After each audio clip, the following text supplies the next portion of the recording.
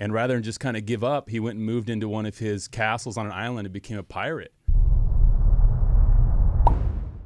It is the 15-Minute Morning Show podcast. We got a house full. We've got Danielle, we've got Scary, we've got Scotty over in the Serial Killers podcast booth. Hi. Straight Nate is here, and there's Garrett and Gandhi, and today's show and tell day. Yes. So we said, Gandhi, bring us an object. So she brought a human being. I did. I brought a human being that I like very much. And we met Kyle backstage at Jingle Ball, I do believe. Was yes. it not? Yep, last year in Miami. All right, introduce your show and tell object. Okay, this is Kyle Creek, a.k.a. The Captain, on Instagram. He has over 500,000 followers. He is a writer. He's written history books for adults and then little kids' books, children's books. Is that what we call them? I think they're called children's books. Children's books. He calls himself an instigator. I love following him. He's full of really interesting nuggets and facts about history and all kinds of stuff. So I thought I would bring him in today. So it's Kyle, a.k.a. The instigator. I think that, though, Nate's the most excited because he has such a crush on him. Okay. Yeah, already, man. I knew it was going to happen. I thought he was just blowing smoke on my ass out there though. No. And that's what he wants to do. So yeah. That's after the show. So he's a huge fan of history. He's written a book, which I also want to write a book. But look at the guy's mustache and facial hair. You know what's funny is I actually cut this down last night. I have as soon as it starts drinking more of my coffee than I can, I have to cut it. And last night I was sitting in the hotel lobby having coffee. I was like, I got to cut this thing again. It's too long. Wow. It's absorbent. It is. Hey, why do you call yourself the instigator? Let's get into that. Well, I call myself the captain, but it came as a joke with my friends in my 20s. I was pretty rowdy, and they said going out with me was like getting on a boat and waiting for it to sink. Because I'm telling you, like I prided myself kind of being on the 86 list at bars, and I very much acted that way. And it was a good nickname, and it stuck. And you could have a worse nickname.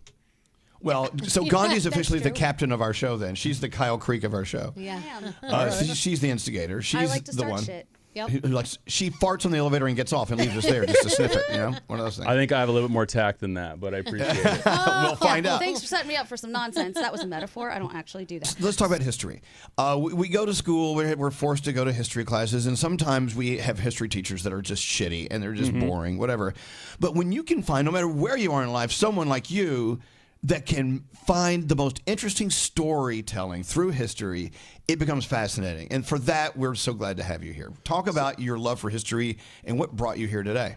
Yes, I was just talking about this outside. I grew up in Utah, so a lot of the history I learned was Mormon history, pioneers coming to Utah kind of thing, and I didn't like it. I didn't like history at all. But then in my 20s, I started kind of researching it myself, and, like you said, these interesting nuggets, and I was just kind of upset that I didn't learn that at a younger age, because I found a lot of it very applicable to my life. And that's what I did with that book, Fucking History, is, whether you're a king or a queen or you're some hot shit influencer, you're all going to deal with the same feelings of jealousy and envy, and we have insecurities. And that's what I like about history, is you can learn about a king that was so insecure he chopped off someone's head, and I tried to find a way to take that very rash perspective, but apply it to your life today, with some antidote you can take away, because the story's memorable, but also it still applies to you, just maybe not in such a violent fashion.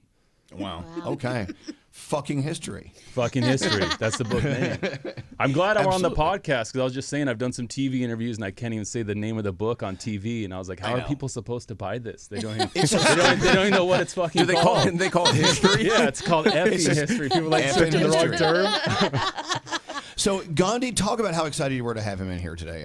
This is right up your alley, and of course, Nate as well. He's a history nerd. We love it. I think it's maybe even a little more up Nate's alley than it was up mine. I like to follow him on Instagram. I think he has really interesting nuggets and great things to say that are very short and sweet and digestible. But he came in here, he and Nate started talking, and he actually looked at Nate and said, "Oh, wow, man, you really are a big dork." Well, Nate turned into like a high-pitched Nate voice, like, It is a compliment. Kyle has figured out the secret. There's a secret to enjoying history, and that's finding something interesting about it that you find interesting because of your interests, right? And we've talked about this before, where people don't like learning about history because it's so boring when you're learning about something that you don't give a shit about. But when you find out that people used to literally drink out of the skulls of their enemies, you're like, holy shit, like, I want to learn more about this. Yeah, a lot of people, you just hear the same stories over and over. But then, one of my favorite stories from that book is there was a king in Denmark in the 15th century who was ousted by his people, kind of a public rebellion. And rather than just kind of give up, he went and moved into one of his castles on an island and became a pirate. And he was like, I'm gonna get back at you guys. And because he'd been a king, he knew how to lead groups of people, and he created a super powerful little piracy ring for himself. And for the next decade, he held the ports of Denmark ransom. It's kind of like a fuck you back to the people. And Good for him. It's just cool. I like that kind of stuff because it's like, if you get some friends that push you out of your life or you deal with a bad employer, you can reinvent yourself. You can become a pirate and you can get back at them. And on your own island. I like learning about history from that perspective and telling it in that perspective because I think there's a lot of actually motivational stuff you can find from a story that crazy. Is there some stuff in history that we all know, like popular stories that that we all know, but have have more to it that like kind of like some color to it, some like lies different our angles? told us? Yeah. So like there's got to be like a popular story in history that we all know. The rest of the and you're story. Like, I bet you don't know this part Off of the it. top of my head, I can't really think of one, but I know there's plenty of them because history, just gets. I mean, it's like that telephone game. As it's retold and told, it kind of gets watered down. That's one of the things I wanted to do with that book is not water it down. Like I wanted it, when it was very violent, it's violent, and when it's very bad, it's bad. But you can still look at it from a way that you can learn. Yeah, our friend Patty has that podcast called The Backstory, and she does the same thing. She tells the story about the couple that went with President Lincoln to the theater that night. It wasn't about President Lincoln. It was the couple that was with him, what they went through. That's cool. I like that stuff angle. like that. You're like, wait, we never knew there's a couple. And there was like they were double dating. Mary Todd was there. We didn't know that. But hearing the rest of the story, it really makes the original story a little more interesting. Yeah, I think. like that story in particular, Mary Todd Lincoln. Here you go, nerd out. She was messed up. She was such a bitch that there was Ulysses S. Grant and his wife were actually invited to accompany Lincoln and Mary Todd to the theater.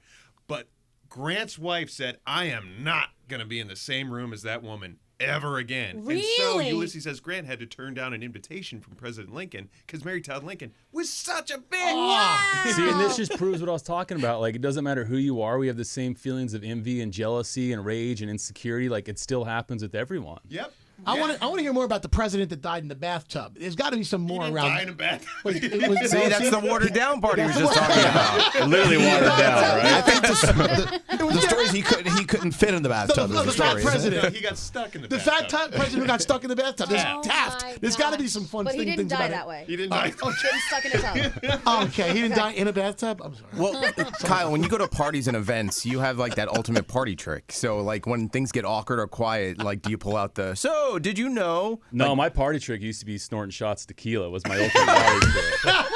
Like, yeah, my party trick used to be like Well, that's not in the book, that was though. a party trick. That's not in the book. Like everyone else's takes, I was like, "Oh, what up, you?" And that was how that Catholic persona started. Oh, it hurt, yeah, very much. I want to go hang out The with worst you. thing I ever did, though, I remember I was at a bachelor party. It was in Park City, Utah. I was at a bachelor party, and I don't know why, but I got the idea of trying to snort a line of habanero salsa. Oh God! And that was the one time I did something. And I remember thinking, like, God, I fucked up. That was dumb. But that's how I was in my early 20s. And it comes from a place of insecurity. It was like when you're 23, 24, and you're trying to find out who you are in life, it's easy to do that kind of shit and get attention. Yeah.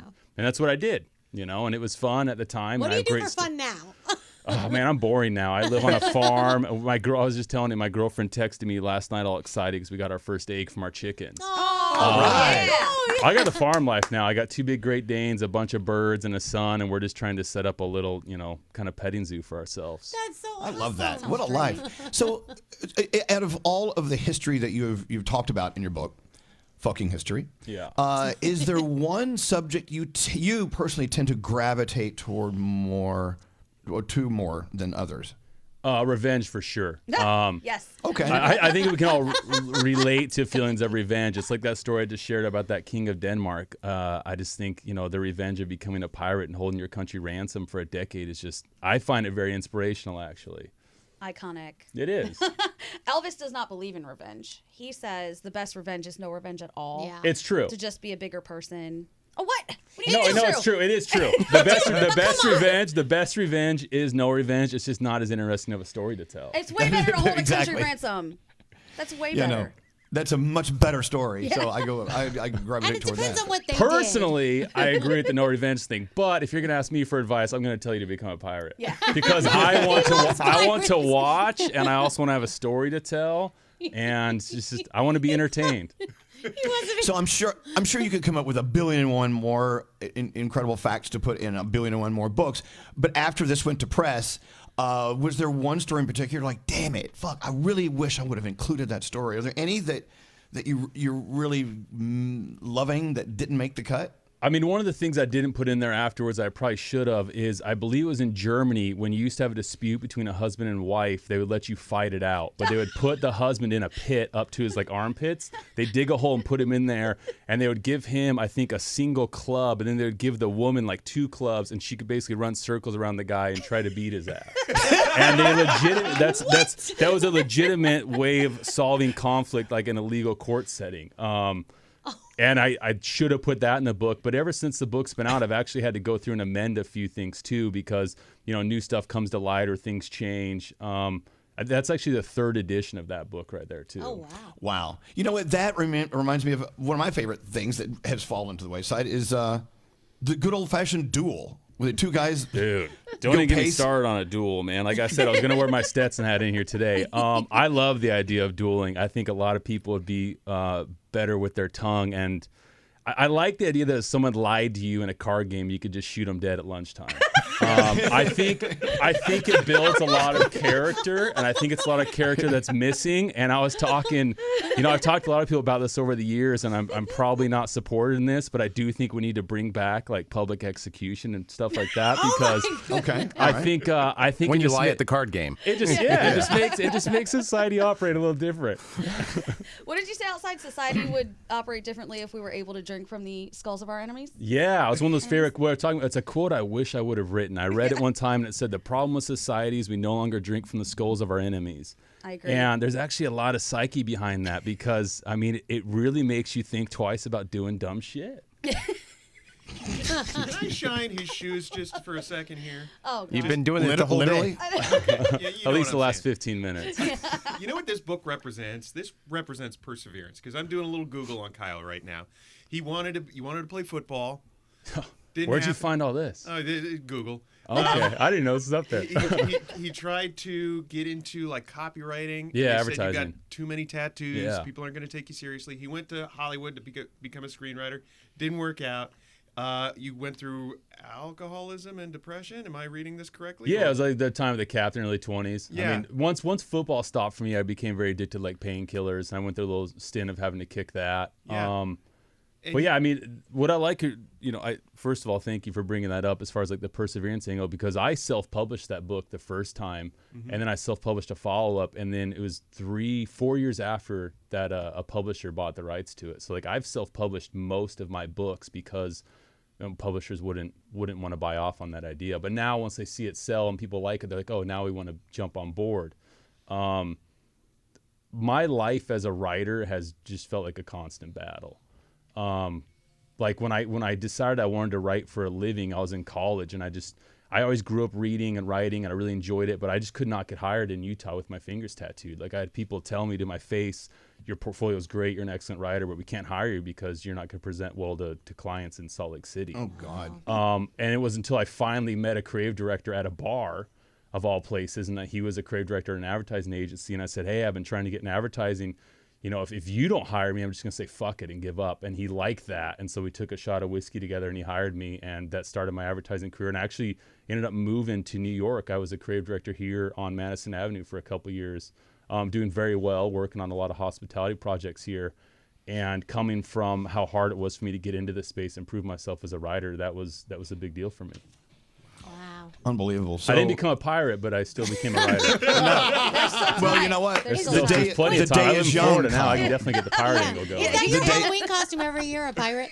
Danielle's big into Halloween. No, I always used to do like a sassy little captain, like the shortest shorts I could fit into kind of thing. Fucking great is this guy? Is what I did for many years. It was how short can my shorts be? And I had a great icebreaker at the time too, though, because we'd go out to bars and I would always bring a Sharpie with me, and it was before my legs, like my legs are covered in tattoos now. Before they were, my icebreaker, when I'd wear that outfit, is I'd go to people and say, "Hey, do you want to draw a dick on my leg?" And everybody knows how to draw like a really crude penis, and no one says no to a stranger saying that to them. No. And we just see how many I collect, and me and my buddies account on the next morning. I think last time I did it, there's a photo of it somewhere on my Instagram actually. Last time I did it, I think it was like 96 dicks and like and I had like 12 phone numbers too. Wow. Because he seems like a fun guy to hang out with. No Sharpies, right? What? No Sharpies, right? No, it was with a Sharpie. I'd have to get like oil, like some kind of solution like that to get it off. But yeah, that was a good icebreaker for many years. Do you want to draw a dick on my leg? Yeah. Who says no to that though? Like if you're at any bar in the world and a big guy comes up to you in short shorts and asks you that, you're gonna say yes. No, color me there, man. All right, so. And then everyone tries to do like, oh, I'm gonna draw the biggest one, or I'm gonna draw the veiniest one. Everyone tries to do like their own little interpretation of it to make sure theirs stands out the most. And it's a fun way to get to know people. And I actually. By the end of the night, it'd be just me and my buddies for a while. But at the end of the night, we'd have like 20 people with us because we just kind of start bar hopping. Everyone's like, "Oh, I want to hang out with these guys." It was 96 fun. dicks on his I leg. love that. Hanging out with old Dick Leg over there. Yeah. Well, look, the book, of course, Kyle Creek is here. The book is called Fucking History, The Captain. The podcast is going well? I don't have a podcast, but Wait, hopefully there will I thought be you had one a going well podcast. soon. We got to have a podcast, man. That's what I'm told. Yes, this is my goal. I want him to do a podcast under a certain network. So I lured him in here because I think it would be great. Maybe this is Actually- like when you said you wanted Cher on. You're just willing these things to Yeah, happen. yeah. Well, I knew we had an agenda here, so I made it sound like, God, how's the podcast? Oh, you don't have one? I feel What the slightly fuck? deceived, but I'm okay with it. You want to Fucking draw a dick on my history. leg? Yeah, you want to draw a dick on my leg now? That's the name of the podcast. Want to draw a dick on my leg? They have to be in person. I'll just have my foot the whole time like this. Have they talk about history? Kyle, thank you for coming in. Thanks for having me. Wait, where can they find you on Instagram? SGRSTK, or just search Kyle or the Captain, and it'll come up pretty easily. Okay, there you go.